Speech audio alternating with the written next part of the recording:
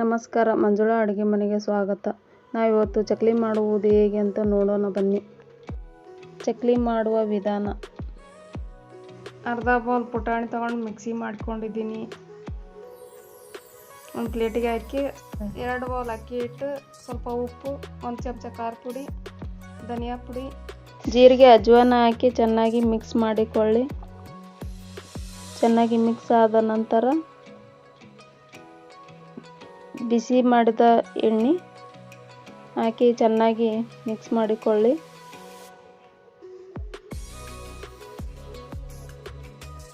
ಸ್ವಲ್ಪ ಬಿಸಿನೀರು ಹಾಕಿ ಚೆನ್ನಾಗಿ ಹದ ಬರುವವರೆಗೂ ಮಿಕ್ಸ್ ಮಾಡಿಕೊಳ್ಳಿ.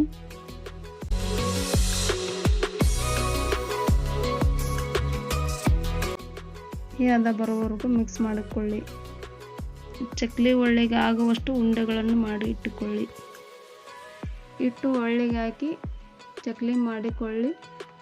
ಈ ಥರ ಚಕ್ಲಿ ಮಾಡಿಕೊಳ್ಳಿ. ಬಿಸಿ ಎಣ್ಣೆಯಲ್ಲಿ ಕರಿಯಿರಿ. ಎಷ್ಟು ಚೆನ್ನಾಗಿ ಬಂದಿದೆ ಅಲ್ವಾ ಚಕ್ಲಿ. ನಮ್ಮ ವಿಡಿಯೋ ನಿಮಗೆ ಇಷ್ಟ ಆಗಿದ್ದಲ್ಲಿ ಲೈಕ್, ಶೇರ್ ಹಾಗೂ ಸಬ್ಸ್ಕ್ರೈಬ್ ಮಾಡಿ.